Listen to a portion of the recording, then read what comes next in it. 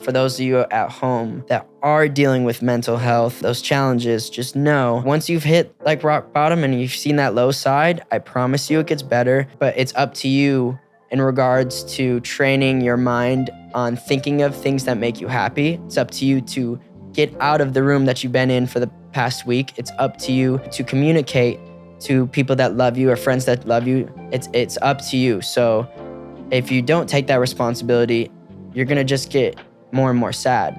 And so it all starts with being real with yourself. I'm low, I'm sad, but this is what makes me happy. So maybe if I apply my energy just doing this, just because it gets me out of my head real quick, then that just keeps on stacking up. So yeah, man. Yeah, and sometimes we need to hit that rock bottom feeling, because I think sometimes the worst place to be is where you're in the middle. Yeah. It's where you're not really happy, but you're not unhappy enough to do anything about it. Yeah. You're just unsatisfied, but kind of coping. And I would say to anybody at home who feels like they're like about to have a breakdown, I would say don't avoid the breakdown. I would say go towards it.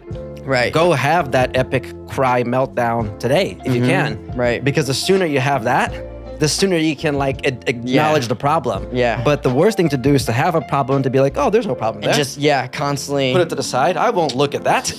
When you avoid it, it becomes worse and worse. Like go have that breakdown.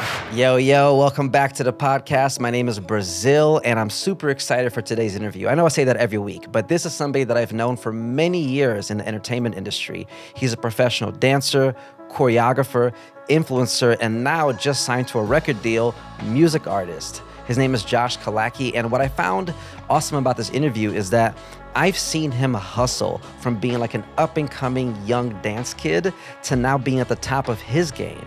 And we talk about just the ups and downs of it, right? What it takes to get there, how we deal with our mental health, being able to take care of ourselves better, finding a level of peace within this crazy industry. I mean, we really kind of got deep, but also inspirational. It's a little bit of both in this conversation. And I just love him. I think he's a really great guy, and I think you'll enjoy it too. So here is my interview with Josh Killacky. What's up, bro? How you doing? What's going on, Brazil?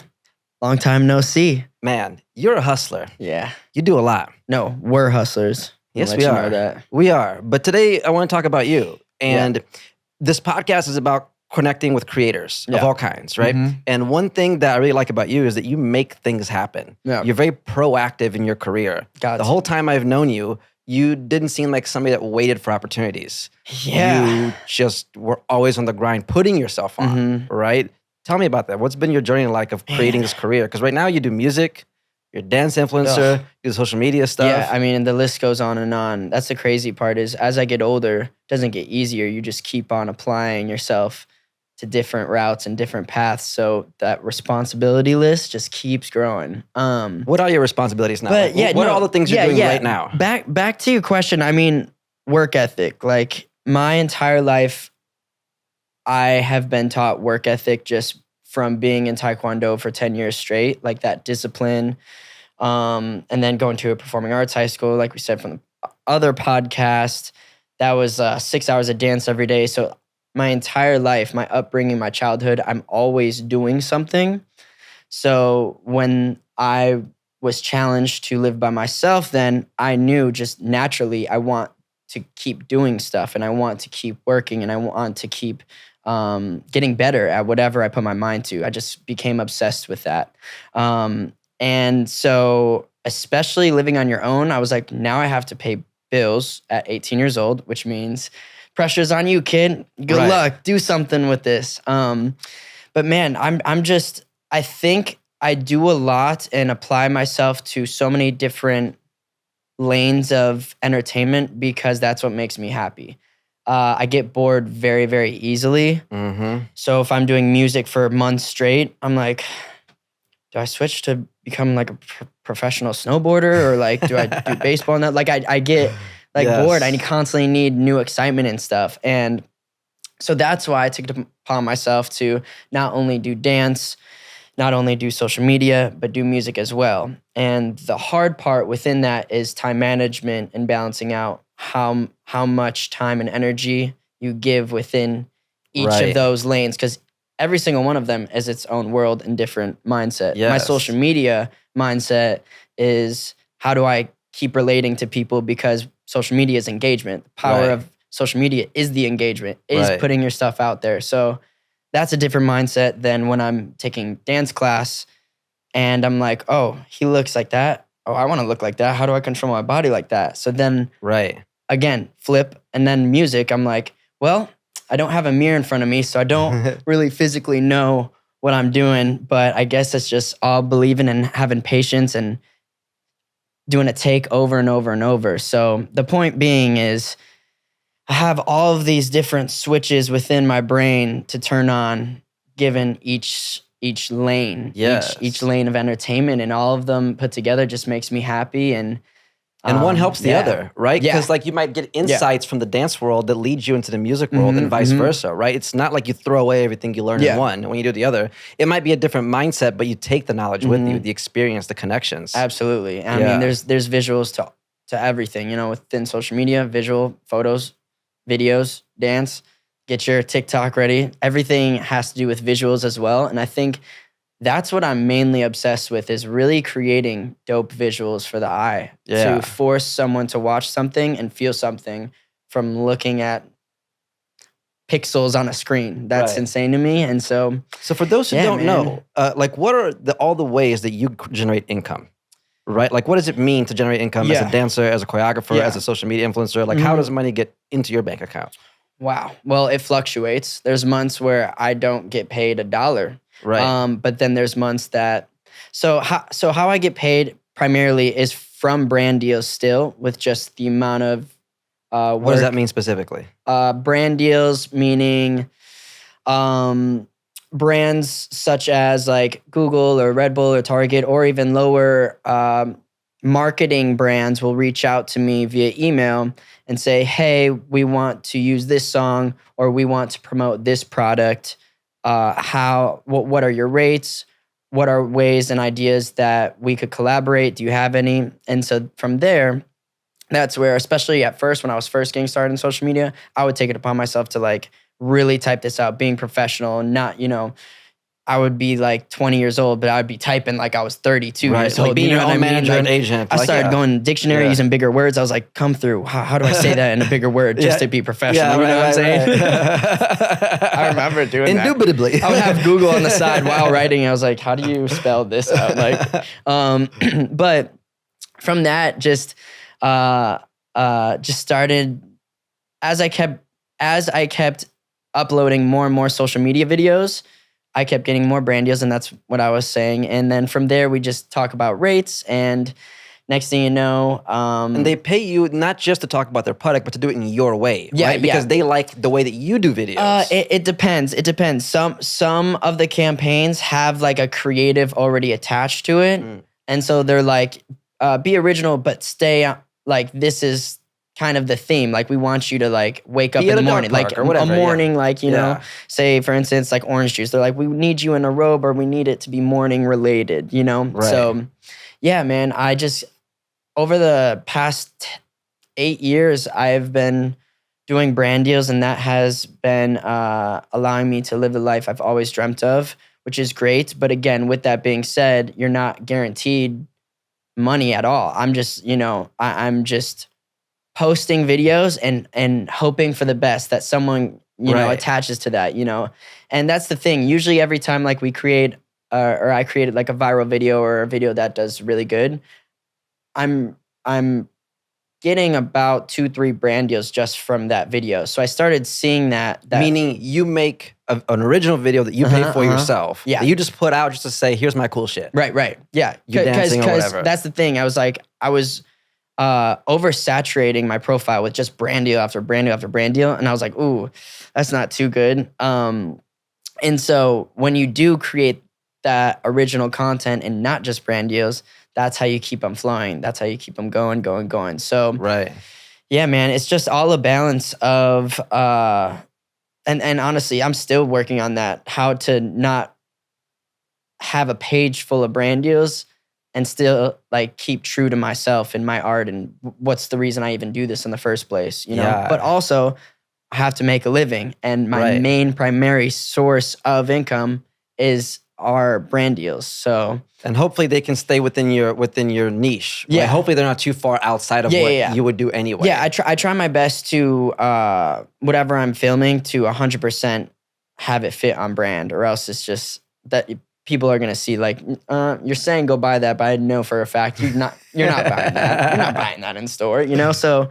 I try my best to accept only brand deals that I really like, am inspired by, or actually use in real life, just to stay original. But I will say it is very hard now pursuing music more and more to accept brand deals, because usually within my brand deals, I'm like funny Josh, like cheesy Josh, you know, like high energy Josh. So, and then to contrast that, I'm seeing like deep emotional music, like I'm sorry I broke your heart, I didn't mean to break your heart, come back. And then you look at my profile, I'm like, you know, it's just like, it's hard to balance that image out. Right. But again, I'm not making a ton of music or a ton of money from music yet. Right. So I have to balance that out. But yeah, so what's been the journey with music? Because didn't you have a deal with World of Dance? Yeah. So I'm still with World of Dance Records and Empire, which is a branch off of Sony. Nice. And so they have like a partnership. And what's really cool is actually I'm performing a 4-song set list at CityWalk end of this month. Oh, shit. Yeah, July 30th. Stay tuned.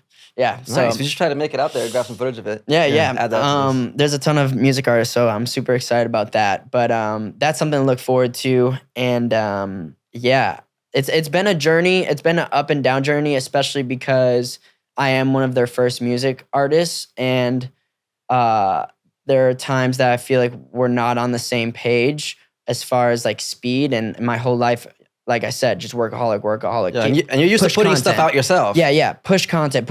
Oh, yeah, absolutely. Serpent, hello. Yeah. If you guys didn't know, Brazil did direct and film and edit and lose footage. Yeah, I was just going to say. Of my music video called Serpent. So it was a passion project by us. But also organically got 130,000 views on YouTube without any money behind it and promo or anything. Brown was liking Chris it. Brown liked it, commented back in the day. Had a snake around my neck. So shout out, we did that. Give me one of these. Had a straight heart attack when I realized I lost one of the cards. It's okay. We went back the next day. It's funny. I was literally like on Instagram be like, yo, this is some of the best shit we shot, dog. And then we went to look at the footage and we were like, oh, where's that one scene? Mans was like, so all of the dance content we shot is gone. I was like, yeah, because it was a big set. Just we had an art interior designer bringing trees and mattresses and snakes and stuff. So it was a lot, but we did it. Honestly, it was like, I just came across that video about a week ago, and it's still really good. It's really good. Like, and that was from how many years ago? Yeah, that was a minute ago. Like at least 2 or 3. Yeah, like 4 years. Yeah, that was when I first started dating Yanni. Yeah, I remember that. Yeah. So you got signed to World of Dance Records, right? Mm-hmm. So do they control when you release music? Can you still release a snippet on your own? How does that work? It's confusing. They essentially just want to be a helping hand in my music career. So a lot of the time I do have freedom within the creativity and control and like what I want to release. But at times we do butt heads because their opinions are completely different than mine in regards to like, hey, I feel like this should be the single instead of this single. And then, you know, they'll come back with music education. I'm like, hey, we've been doing this for a couple of years, at least my music manager. Right. And I feel like right now, blah, blah, blah, they'll put their own opinion on it. And I just like, I want to release music faster and quicker, but I understand within the music industry that's different. Music artists and influencer, keep dropping content, 3 TikToks a day. Right. 2 content videos that go viral a week. But with music, you can't drop a song every single day. You gotta drop a song and live with it and promote it differently. And now what are different visuals or different challenges in regards to not even like dance challenges, but like, hey, everyone tag your first pick or like sing to your first pick, right? First person in your life and start a trend, you know? So it's just a whole different mindset, but And it's interesting too, Yeah, because the man. music industry is also changing, because it used to be Yeah. very traditional. You had to get on a radio. Yep. You had to go do the early morning talk show. Hey, we're here with Josh Killacky in the morning, 7:03. And it's like, no, now actually the fact that you do social media is helpful to your music, right? Because now you're also, I'm sure, helping with how to get that out there. Yeah, right? and I've realized there's a lot of like TikTok music artists, like independent TikTok music artists that are blowing up just from TikTok, you know, having a nice camera set up, being like, hey, I'm going to do an open verse challenge. They start their song, and then they'll be like, and just let you, and let that person. I saw Mike Posner did one of those recently. Yeah, it's so smart. And so then other people can jump on your song. You leave like a few bars open. And so that allows those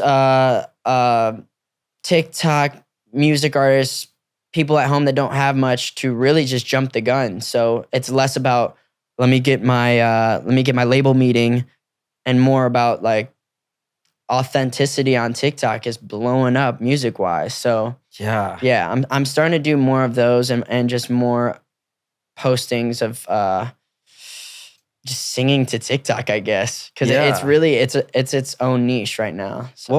What's the new single that you're pushing right now? First pick. Yeah, I was in a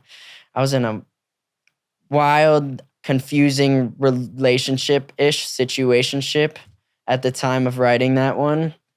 Seems like that's the time that you're in during all these songs. Right. Serpent, Love Better. I know. Well, the craziest thing is I've really have been in a relationship since I was 16. Like, actually, like, which I'm not proud of, and not proud of, you know. It's just I think I've became accustomed to having a partner and spending life with them, and loving the fact of growing and making it through accomplishments and challenges with someone. But I will say right now, I'm definitely working on a phase where I am being single and working on loving myself first. And I think that's the issue throughout the years of. You feel like you always went from relationship to relationship? Yeah, it's because I never gave myself time to love myself, and then someone else. I just like I like get attached so easily, and so it's nice to have that supporting partner. Yeah, somebody in that position consistently. Yeah, and so this song, First Pick, was specifically about a best friend of mine that I've known for 8 years. That even no matter what we go through, or what I go through relationship wise, bring me down.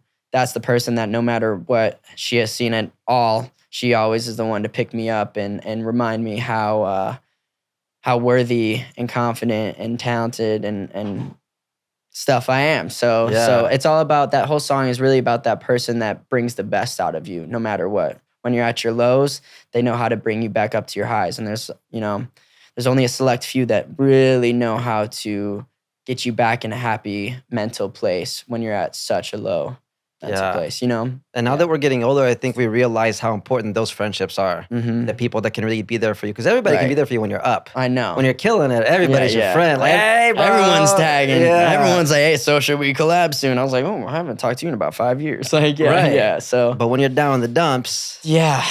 When you're down in the dumps, man, it's tough. I mean, I just dealt with probably one of the lowest moments of my life, I would say, like a month ago.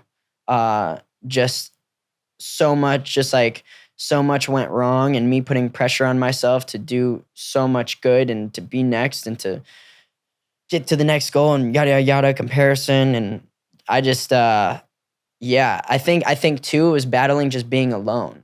Like, again, like I said, to take it back to being with someone for like just different. Not one particular people. person. Yeah, but just always having somebody. Having, like, dating a woman just like every couple months, or like then 4-year relationship, then 2-year relationship, then 3 months long distance. Then, you know, it just kept going. So when I am just like by myself, I tend to get in such a low place, and I hate that. But that's just like, as I get older, that's just a place I need to grow in and love myself so I could love someone else in a whole nother level, you know? Straight up. And not love that person for comfortability. Love that person just naturally happen. Yeah, so. That's a very mature distinction you're making there, my guy. Grab the tissues. Hashtag growing. Yeah. First pick comes on there. Number one pick on my team. Yeah. But yeah, no, back to first pick, because I really want to talk about my music, just because that's like one of the most important things in my life right now.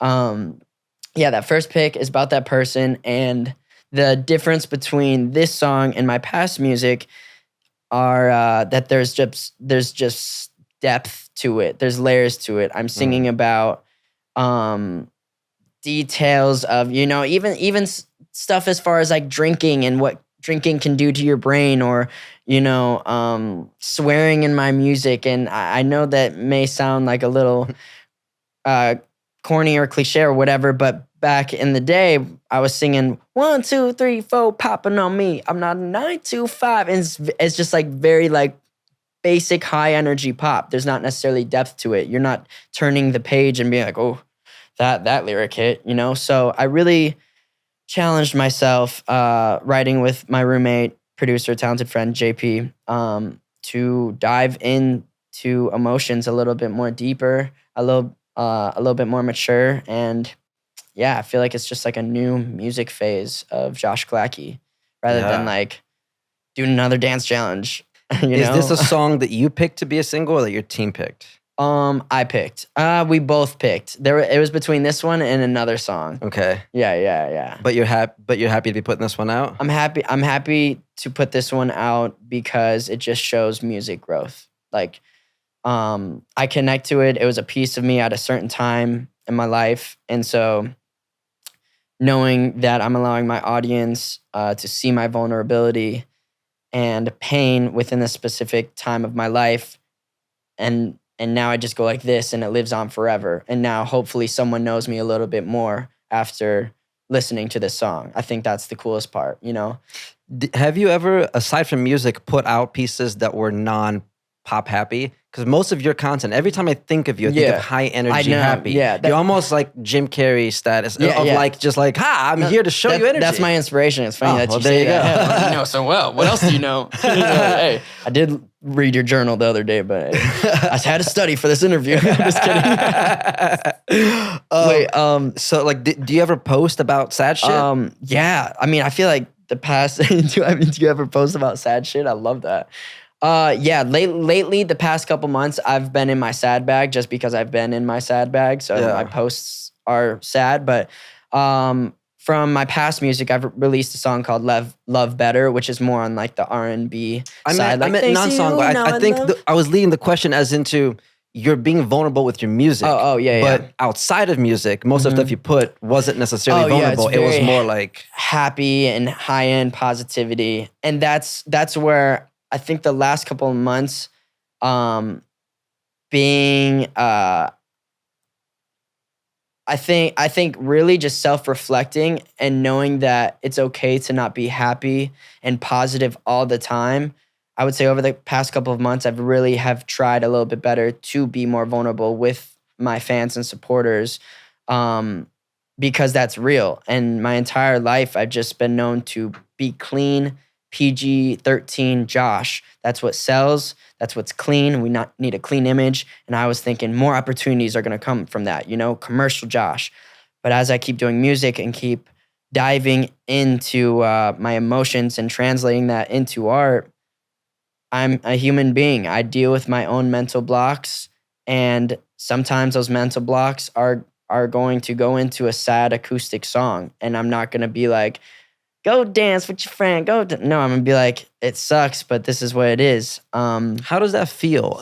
I guess I'm asking for a couple reasons. One, because I really admire it. Mm-hmm. Because I feel that, just like you, most of the stuff I've ever put out has been very positive, inspirational stuff, which is a true part of me. But most times when I'm going through shit, I don't think I've ever posted anything there. And now that I'm starting to podcast, I feel like yearning to be more vulnerable. I feel like sometimes it's like, if I'm sad, I shouldn't post this because people know me as the motivational guy. But it's like, nah, man. It's still a very new thing to me right now. So that's why I even get a little even uncomfortable talking about it, because your mental well-being is such an important muscle and thing to control and take care of, because that's how you go about your every single day. And so knowing that I have been in more of a more sad state, I think I've just naturally became more vulnerable just because I wasn't necessarily like constantly happy within the last couple of months. So my posts naturally are just, hey guys, like having a bad day, not gonna lie. Having a tough week, just got out of church and I'm hoping to do better. I'm praying for all of those that are down right now, but just know it gets better. And so one, yes, I have been being more vulnerable and communicating that to my people and my family and my friends, more of the realer side of me and what's going on rather than just keeping it to myself. My whole life, I've really kept a lot of my emotions to myself. So really, I'm starting to learn and grow in regards to just communicating on exactly how I feel and not hiding that. Because in the past, I really just hold those emotions and that pain and that sadness sometimes to myself and then in my art and then in like my dance or my music. But talking about it and talking to your best friend, your mom, whoever's close to you, saying like, this has been distracting me for so long and I'm not proud of this and I hope to get better, and just talking about those emotions is honestly one of the hardest things to do, because like just talking about it alone is just still like, it's still an uncomfortable thing to deal with. Yeah. So have you been going to therapy? No, but I did just have a therapy session like 3 weeks ago. That was like or 2 weeks ago, which was my first therapy session. And and it really has helped. But what has helped me even more was just getting back on routine and spending a lot of time by myself. Like that has been my therapy. My therapy has been going outside, journaling, reading, going to the dog park, going on hikes, just doing me for a second. My entire life within social media or music, this industry, I'm always with people. I'm always reaching out to people. I'm always talking to people. I'm always emailing people. I'm always thinking about an idea which revolves other people, Right. filming whatever it is. It's always just everyone else. And so over the course of years, I think I just got dried out or exhausted making every single other person in my life so happy, including my supporters, including my fans, that I forgot what it feels like to make myself happy, and spending time with myself. So I'm in a very happy place, like right now, even knowing that, first of all, even talking about this. Second of all, just on the journey of loving myself as a mature 26-year-old adult. And my whole life has just been funny videos. And, of course, I splashed the innovative, creative ideas, which that's what makes me happy. Art makes me happy no matter what. But you could just dive deeper, just like, yeah, just talking to yourself. So I even uploaded a post about mental health about a couple weeks ago too. So for those of you at home that are dealing with mental health, those challenges, just know that once you've hit like rock bottom and you've seen that low side, I promise you it gets better. But it's up to you in regards to training your mind on thinking of things that make you happy. It's up to you to get out of the room that you've been in for the past week. It's up to you to to communicate to people that love you or friends that love you. It's up to you. So if you don't take that responsibility, you're gonna just get more and more sad. And so it all starts with, hey, okay, this is where I'm at. Being real with yourself. I'm low, I'm sad, but this is what makes me happy. So maybe if I apply my energy to just doing this, just because it gets me out of my head real quick, then that just keeps on stacking up. So yeah, man. Yeah, and sometimes we need to hit that rock bottom feeling, because I think sometimes the worst place to be is where you're in the middle. Yeah. Is where you're not really happy, but you're not unhappy enough to do anything about it. Yeah. You're just unsatisfied, but kind of coping. Yeah. Right? Because then no change is happening. Right. You know, like for years, I always knew intellectually to save money. Mm-hmm.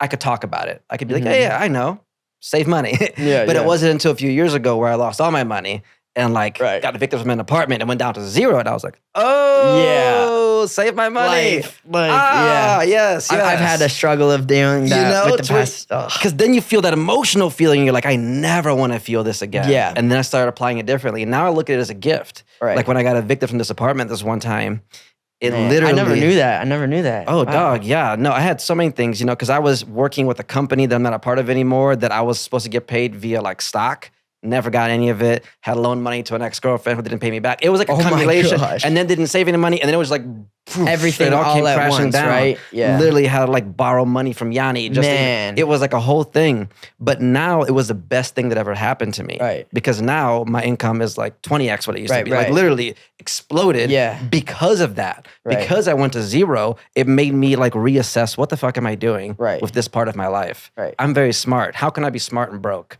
That's a weird feeling. Being dumb and broke is one thing, but being smart and broke, it's like, I know better. Yeah. So why aren't I doing what I know? 100%. Yeah. It's one thing to know what to do. It's nothing to do. Yeah. To do what you know. Because then you have nothing to like cover up. Now it's just up to you. Like there's nothing. You can't go treat yourself to a nice meal and be like, I'll do it later. It's literally like. You make the choice. To piggyback off what you were saying, I would say to anybody at home who feels like they're like about to have a breakdown, I would say don't avoid the breakdown. I would say go towards it. Right. Go have that epic cry meltdown today if you can. Right. Because the sooner you have that, the sooner you can like acknowledge the problem. Yeah. But the worst thing to do is to have a problem and to be like, oh, there's no problem there. And just, constantly. Put it to the side. I won't look at that. You know, when you avoid it, it becomes worse and worse. Like go have that breakdown. Go have that shitty conversation. Like I just experienced spending a shit ton of money just irresponsibly. You know, like even just like because my like my college days were just like later. Like my college days were, I would say like 24 to now. Right. But like up until then, I was just homeschool Josh, just creating. You know, finally got to have that experience now. A club? What's a club? Oh, you could buy bottles. You could buy a table. Why is a table $2,000? Nah. All right, I'm turned 25. You know, do it. You know, and that. You know, living in this college happy Josh, you know, over the course of years of making money and, you know, saving. I was so obsessed with saving that I almost lost like the second year of like COVID. I was like, you know what? Nothing's really making me happy right now. Let me just spend it anyways, you know? And so I have a fair share of just personally just spending money and watching my bank account just go 50%. And I was like, I was in a mindset of just constantly growing and saving. And then I just let go of it. And when I let go of it, I started to become sad and like, you know, but it's a balance, you know. But you got to feel what it was like. Yes. It's nice to have that feeling. Yeah. You know? Yeah. I got to live life. I got to live some of the best early 20s I think I ever could. Yes. But now that I'm getting in 26, I'm about to be 27, which is then after that 3 years from 30, I was like, I'm not trying to buy a 1942 bottle at a club anymore. I'm just not. Yeah. If anything, I'm trying to have that club bring me out and pay me to be there with my music, you know? But you need that experience to show you the difference, right? Because a lot of times people are like, you know, money doesn't make you happy, but like you should go make it and find out for yourself, right? Like I had the experience of buying expensive shit just to see what it feels like. To be like, it's like, oh, that doesn't really make me happy. You know, or like when people were trying to split the money for a bottle at the club, I was like, put it on my card. I don't give a fuck. You know what I mean? And it's like, it was cool to feel like a baller for a second, but then I was like, did it actually bring me any joy? Dude, no. That's what I'm saying. After so much of doing that, I was like, oh, I'm just running away from problems. I'm doing this for like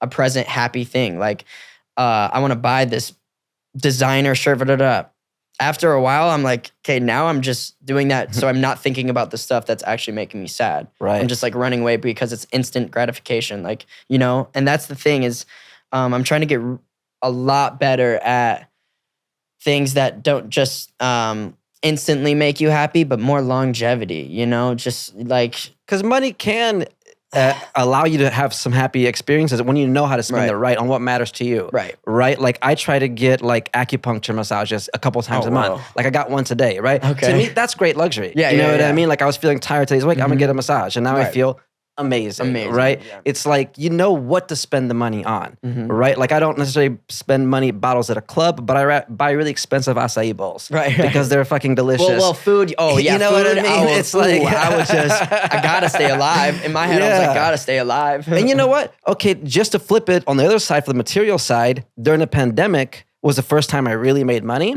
and nobody could go out anywhere, which is unlike like 75% of the world.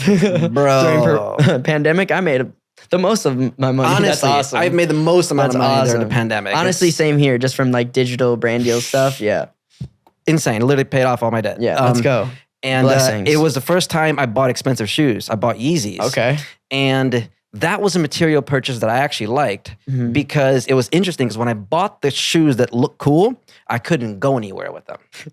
Right? So I really had to buy them for me. Right. It was because I wanted to, because I'm a fan of Kanye. I like how they look. They feel good. And I made a bunch of money. I wanted to give myself a gift. In that moment, it's not like saying all material things are bad. Right. Don't buy anything material. Right. No, sometimes, but you got to be conscious with it. Yeah. Like, and that's why the am I thing. It's buying like, this? it's taking steps to almost just, hey, this is an accomplishment of all the hard work I've put in the past couple of years or a couple months. I'm going to get myself this for myself, not for that girl to think I'm cooler. You know what I mean? So I think it's your intentions behind it too, because there's times where you could buy stuff just because like I know my boys are going to be hype about me, but like, but do you actually want to buy that? Because you may wear that once and never wear it again just because you came into it buying it for completely different intention, you know? I've had a couple things like that too. Like I bought membership to the spa. It's like Russian banya because I love Russian what? Banya, a Russian banya. It's the name of just the saunas. It's like a Russian saunas where they have the cold plunges and the hot steam rooms and the saunas, and then you go to like an ice cold. They strap you to a chair. They blindfold you. You lean back. They levitate you. They start you up. It was a cool. You need a membership, but it was like an inexpensive membership, and I went there once, and I remember Bieber was there, and I was like, "Oh, this is cool. Oh wow, I'm gonna buy membership so I can be hanging out with fucking celebrities all the time, right?" And videos together. I bought like a $4,000 a year membership there, right? And I only went like a few times. No. And didn't even use it that much. And then I was like, what the fuck was it? You know what I mean? And then I was like, what? I could have just paid the $100 day pass if I really wanted to. But I was like, nah, I'm going to be a baller. I'm going to do this. So I started realizing, why the fuck was I spending that money? Yeah. Like, what was the reason, right? And you start checking yourself. But hey, you got to go through it to grow and just keep on learning. That's why we go through experiences. That's why I try my best to not beat myself up in any of my past, you know, from wrongdoing, whatever it is, it's at the end of the day, by the time I'm ready to go, I want to be like, I tried the best. I tried becoming the best version of myself within anything I ever tried, whether that being a friend, family member, a workaholic, an artist, whatever I am, at least I tried my absolute best. And whenever it's time for me to go, I'm like, I'll be able to be like, cool, left my mark. You know? Even if you get arrested, you're gonna be like, you know what? I'll be the best arrested person you've ever seen. You want to be proud of yourself, man. You don't want to live in the so good. That's not fun. It's just not fun. It feels good to put in full effort. Yeah, because you feel more proud, more accomplished, more of yourself. Yeah, you connect to yourself more. Even if other people tell you did a good job, if you know you didn't put 100%, it feels different. You're like. You know, because a lot of times I've gotten away with not giving 100% on a video, but because I'm talented, you know what I mean? Yeah, a lot of things can just get by. They'll be like, oh, good job, Brazil. And I'm like, yo, I wasn't even trying. I know. But then what you're really doing is cheating yourself. Yeah. Because then I'm conditioning myself to like not try as hard. Yeah. Then all your content, now you have an average of this. Yeah, I agree. That's why you should always try your best to give it, even if you're tired. That's the hardest thing, man, because I'll be in the studio sometimes to like 2 a.m. and I'll be like, let me just ad-lib this and no, don't do that. Don't cheat yourself. Don't cheat yourself. Don't, because it's late or because my leg's cramping up, you know, I got a long day tomorrow. No, in the end, it's going to be so much more worth it if you give your 110% to everything. Yeah, it's a different feeling. It's kind of like when you go to the gym, right? Like you feel pain from doing the workouts, but it's a good pain. Yeah. You're like, I earned this, yeah, right? I just finally got back into working out, so that's... Same. I just got a personal trainer like a month ago, and it feels great to have somebody tell me what to do. Yeah, oh, nice, You know, nice. For accountability as well. Yeah, you know? he's over your back. Because I'm so smart that I can outsmart myself. So I'll trick myself to not going to the gym all the time. You know what I mean? Like there's a gazillion reasons not to go. Oh, this video's due. Oh, there's opportunities here, I know, right? yeah. But what I did was I prepaid for 20 lessons. Okay, smart. With so now this you trainer. now you have to now go. we're in. And see, smart investment. Yes. Smart investment. Yeah. And now you're forced to go. That was a way better investment than the freaking Banya, some Russian Banya thing that I never went to. And I get to see Bieber's ear.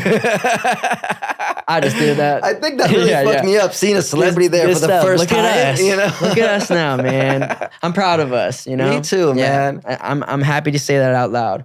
Very proud of us. It's nice seeing the growth, you know? Out here in LA, it's funny that you mentioned that it felt like the college experience you never had, because I left high school when I was like 16, so I never got to have that high school or college experience either. So for me, LA and the entertainment industry kind of is my college campus. Right. In a weird way. Yeah, no, same. You know, like I'm kind of living those experiences. Yeah, when people say this saying, don't get lost in LA, like keep your head on straight, I didn't really realize what that really meant until a couple of years ago. Because you can really get lost in the sauce. Because there's so much to do. There's a party. Because in other cities, people work. Every night. And every once and again, there's like a party or a festival or something. Party, event, every night. Every night. Could be a Monday night. Yep. 3 a.m, there's clubs happening. That's Bootsy Bellows. This. Yep. Yeah. The speakeasies.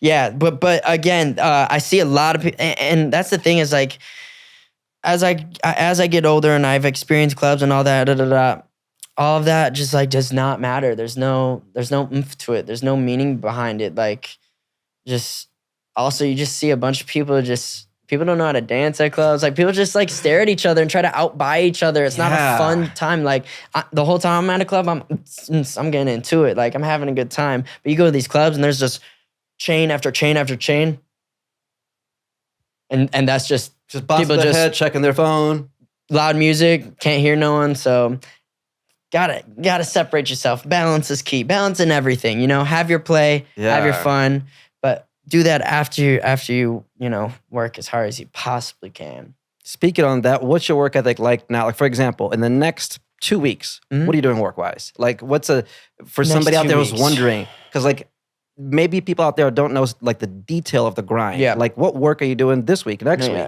Everyone just always sees the videos and the music. So yeah, I'm glad to be talking about this. So within these next 2 weeks, prepping for the CityWalk show. I'm performing a show at CityWalk, my music. I'm going to actually be performing live. So Mike will be on. Nice. No lip syncing here. No lip singing. Maybe for a song or two, because there's some heavy dancing, but there's a couple of songs that I am singing live. Right. So I have to put, what's up? How we doing, bub? I know. Are you going to be there? Only if you're going to be there. He makes an appearance every episode. He's like, I'm proud of you. I'm proud of your CityWalk. Can I have a ticket? He's like, I heard walk. Can I be on stage? Yeah. That's awesome. So you're rehearsing for that? Rehearsing. How many hours of rehearsal? How long is your show going to be? My show's going to be about 12 minutes. I'm doing 4 songs. 2 of the songs are songs that no one have heard before. So just coming out with new songs, new music. So that's going to be the first time I'm performing those songs and the first time anyone really hear those songs. So rehearsing for that, which I would say I give myself...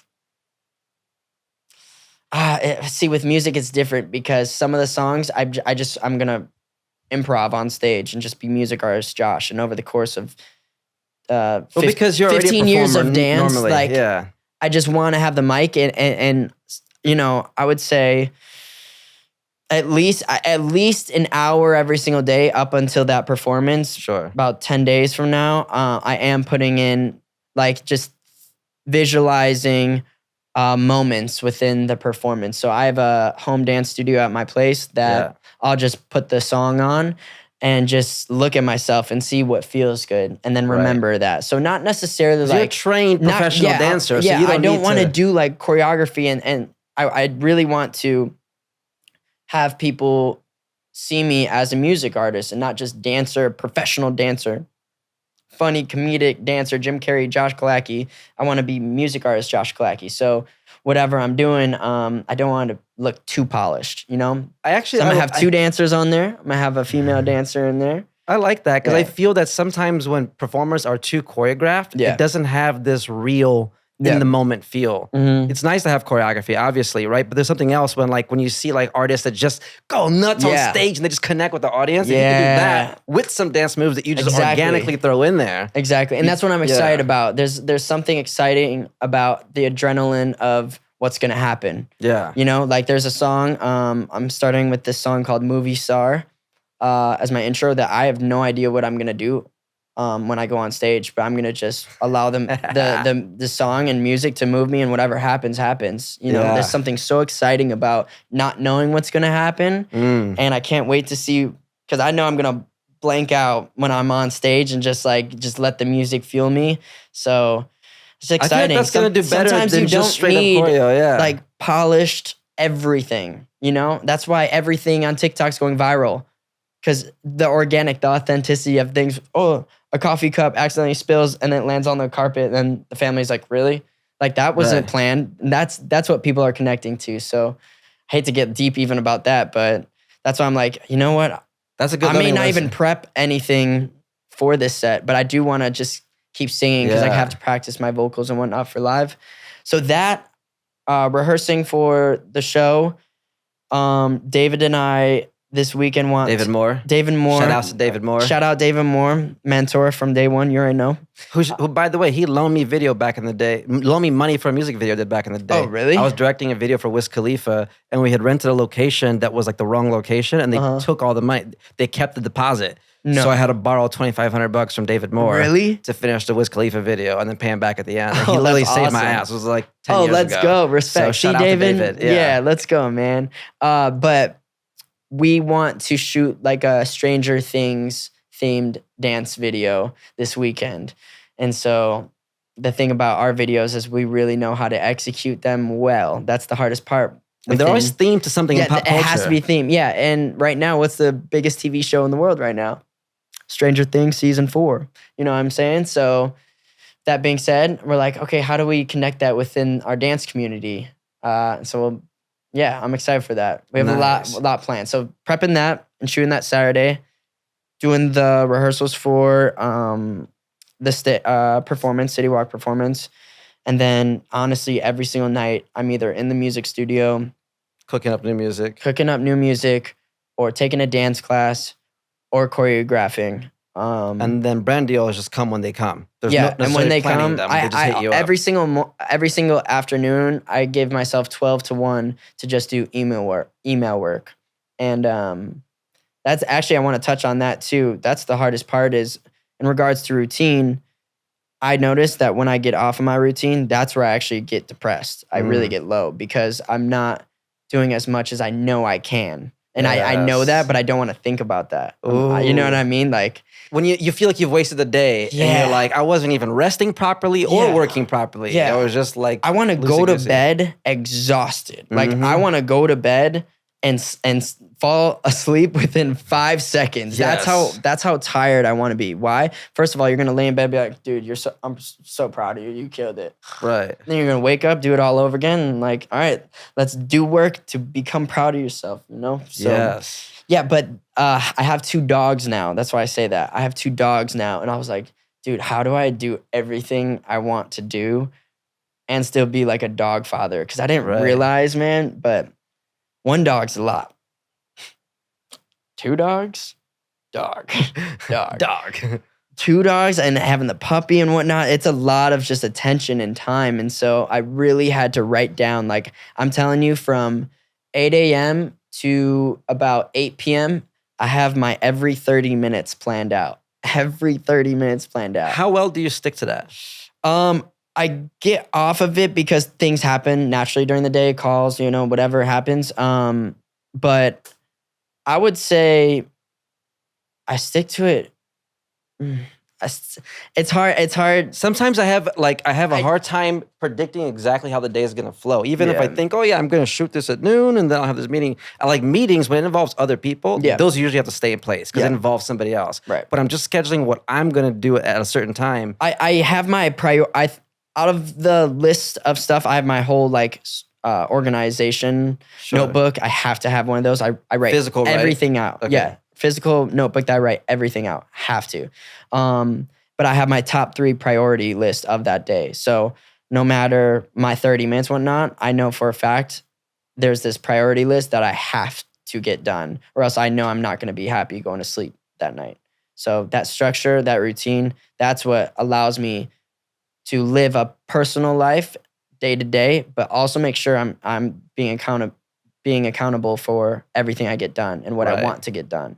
You know, I want to do social media. I want to do dancing. I want to do, like I said, music. But how do I do all those things? Yeah. Routine, plan it out, stick to it. Once you stick to it for weeks on end, it comes natural. Do you do your social media content in chunks? Like not your big produced stuff, but your like day-to-day posts. Do you like pre-shoot a bunch of stuff or are you shooting it as you go? I'm pretty much shooting as I go. Like, unless the video, like even how I said the Stranger Things video, like we're not going to shoot that and post that the night of, Right. That's going to take a little bit of time. But in regards to right now, like TikTok being a huge one or Reels, you see a dance that you want to do, film it right then and there, just post it up. You don't, that's the thing. You don't need to think too much of it nowadays with TikTok because social media is becoming more and more oversaturated. Even like within the music, within dance, whatever, it's everything's, there's so much of it now. Everyone's a content creator, essentially. Like right. If you're at TikTok and you can film a prank on your girl, you're not a content creator. Right. You're filming stuff, So I feel like I need to embrace that a bit more because I come from the deep production background where you put lots of time into everything. Yeah. That I haven't taken any time to do in the moment posts. Right. Where it's just like, hey, I'm here, and this is the whole thing. And just post it on the grid. I tend to be a little more careful with that, but then I'll fuck around and then not post for a few days. Right, and then it's like...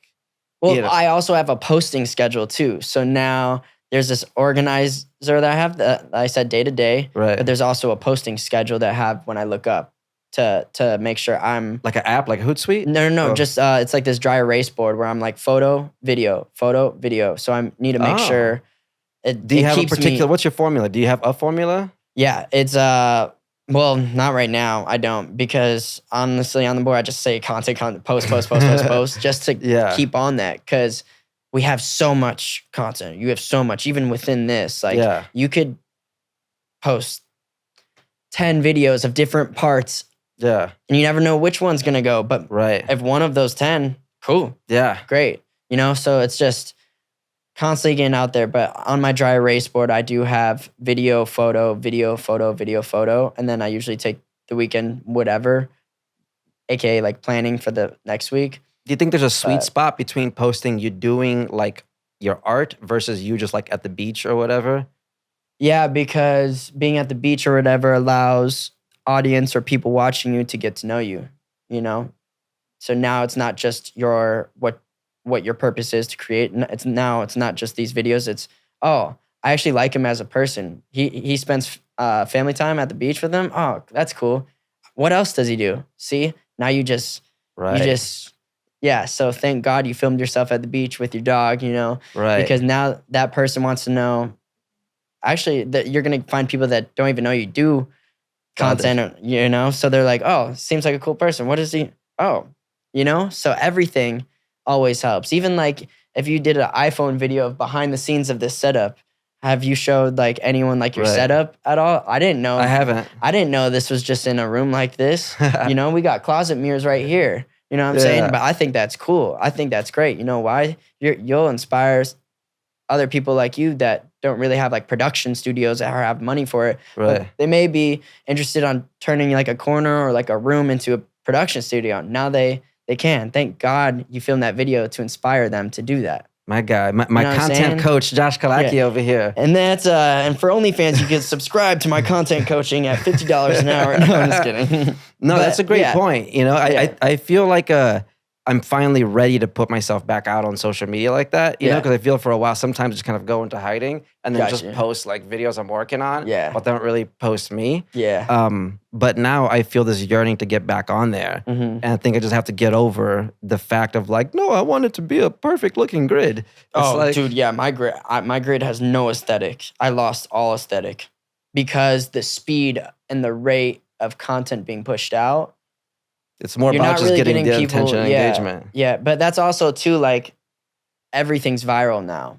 Like back in the day when David and I would film videos and like challenges and stuff, those type of views, that type of engagement, that's because people weren't really creating content as much, you know? So nowadays that speed and that consistency and that niche are so important, you know?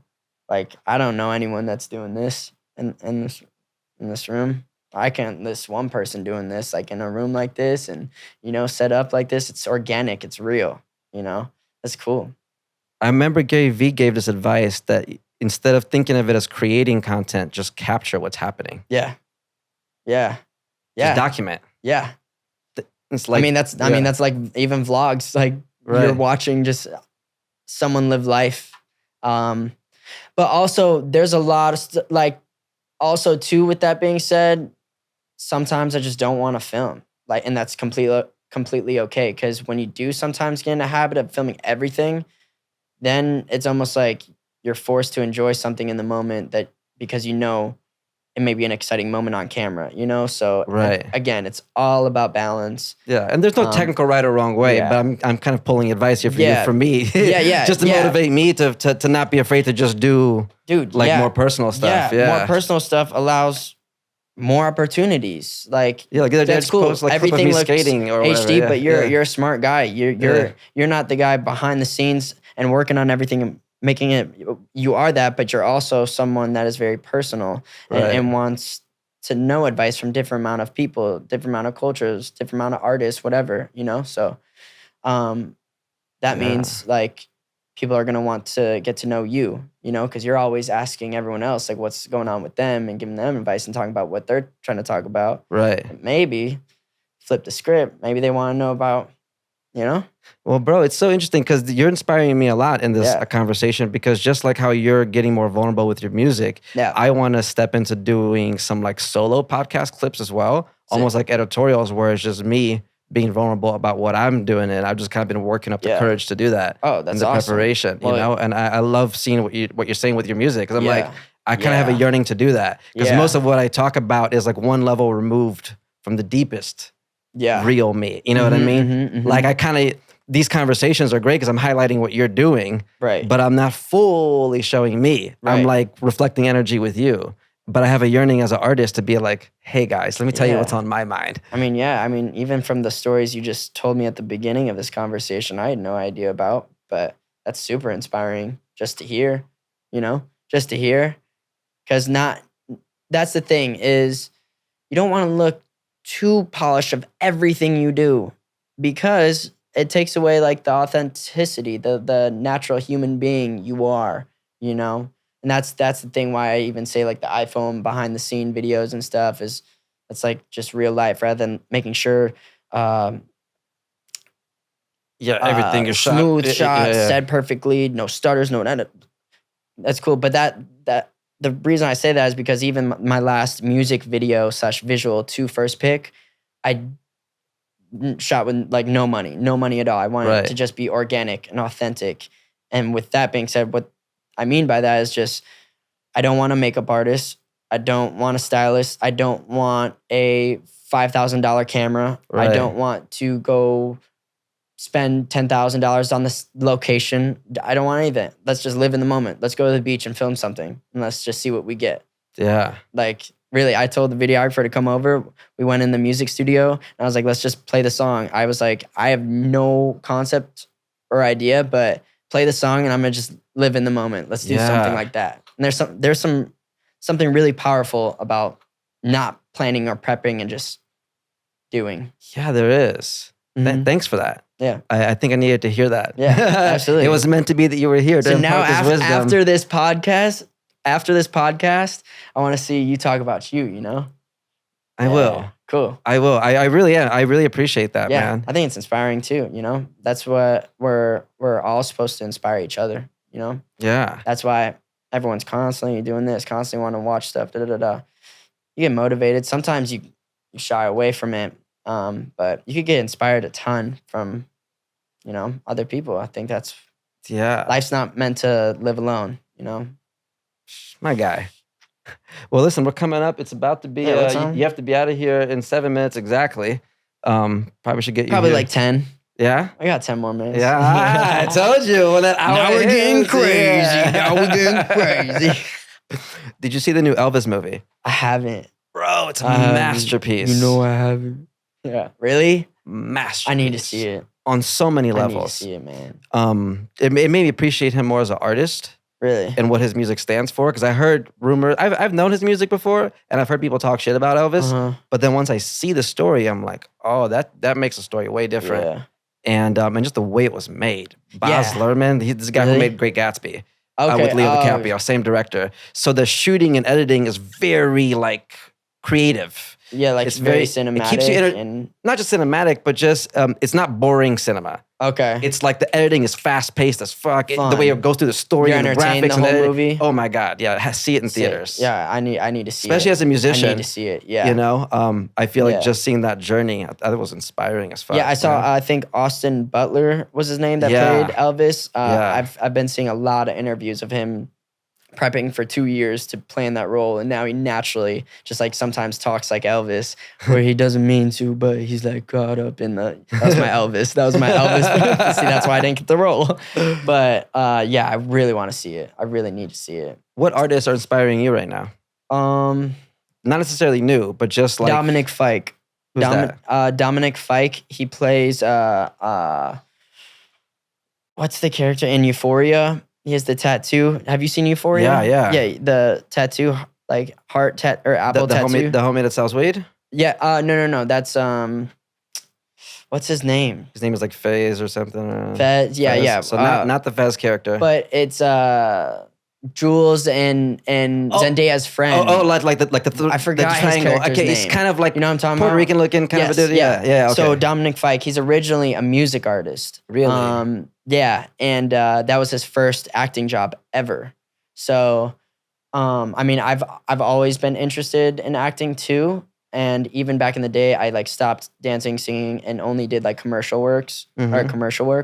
So, just his music in general, his voice, his ability to take risks and just throw himself in one of the biggest TV shows and kill it. That was super inspiring. And then also the last episode, the beginning of the last episode, he sings an acoustic version of his song for like 3.5 minutes straight. And the camera's just on him the entire time. They shot the shit out of that show. Yeah. Euphoria is a masterpiece. But for that to be the TV show, you entered the TV world, and then you end the last episode and you're singing your music too. His actual music? His actual music for 3 minutes straight. The camera's just on him. As the last episode, you know how cool and how proud you have to be for like, that's everything you want to do in one. So it shows you what's possible. That you don't have to like give up music to go do acting. As artists now, there's no boundaries. You can do it all. Absolutely. Oh, that's, and I think a lot of people do feel like there's boundaries or there's a ceiling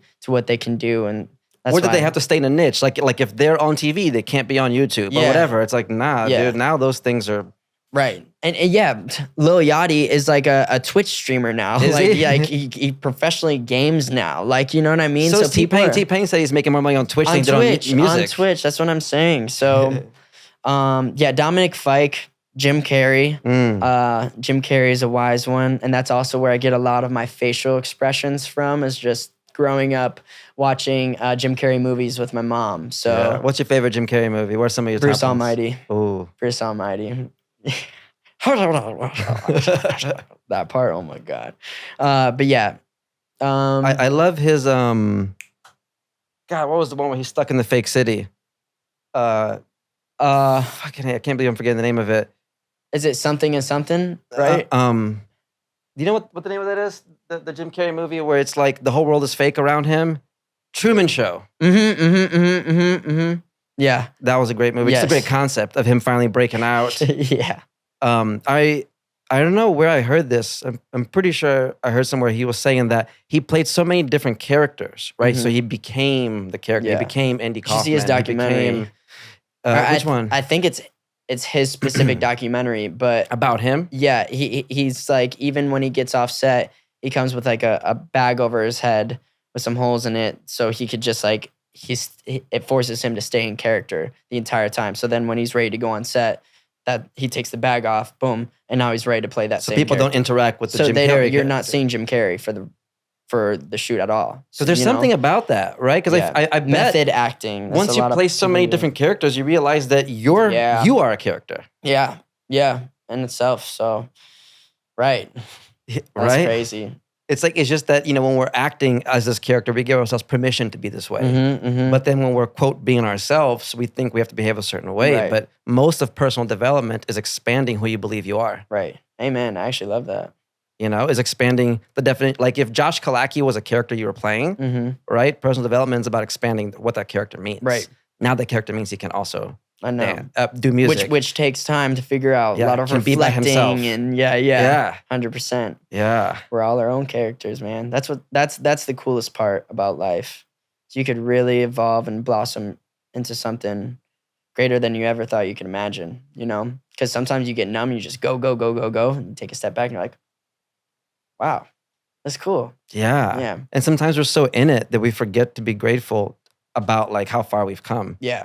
Right? Yeah. Because I'm doing things now that I used to dream of. And now they just seem normal, Yeah. And that's the hardest part too, is I'm still obsessed with so much work and constantly going that it takes a lot for me to step back and like appreciate what I've already done.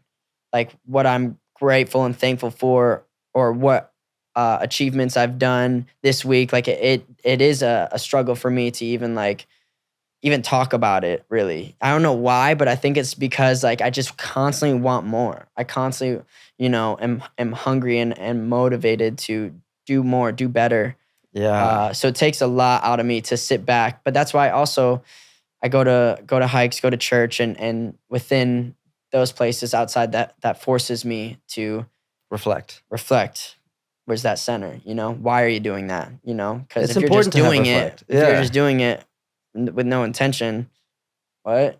For what? So making sure that you're doing everything with a purpose, with a pure intention, that's you're gonna naturally feel proud of yourself. I feel like I've been talking about being proud of yourself this whole time. I think it's just because that's what I've been dealing with, So are you proud of yourself? Absolutely. Yeah. What are you grateful for right now in this moment? I am grateful right now for my family's health, my mother's health. She's been battling, just like going to the hospital every like month or so with different things going on with her body. So health. I know that's sometimes like just easier said than done, but in any moment, someone or something can happen to someone very close to you.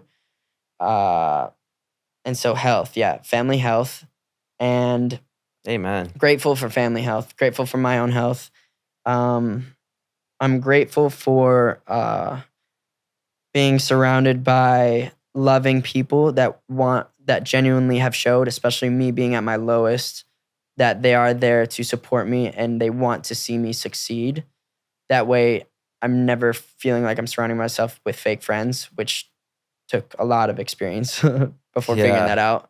That's beautiful, man. I'm grateful for my dogs, of course, my home, my car. Those are all like, things. But then another thing I'm grateful for is the ability to do what I love to do and make a living for it. I think that's freaking awesome. And yes, because that's my real happiness. That's my real happiness. Like creating art is, if I'm not creating art, I'm not happy. And so the fact that I'm able to create a living and inspire people by doing what I love to do is the coolest thing in the world and completely fulfills me.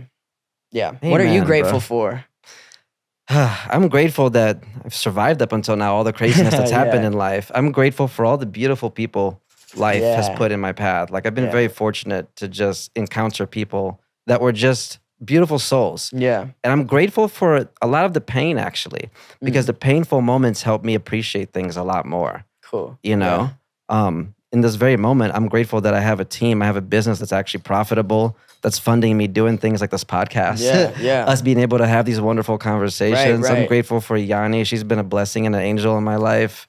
Grateful for Brazi, you know? Yeah, thank God you got this on because we even haven't spoke for I saw you at Brian Freeman's party, his going away party. Yeah. And that was already felt like, that was a year ago probably. I think that was like a year ago, yeah. So that's another thought I've been having too, is even as I get older, your friend group starts to do this because everyone has their lives and everyone has their own responsibilities and stuff. So finding activities or things to connect on forces us to reconnect, forces a stronger relationship, a stronger bond for us to talk, you know? Because like now I'm like, I have basketball with my friend Dev that I don't really see too often, every like Monday at 10 a.m.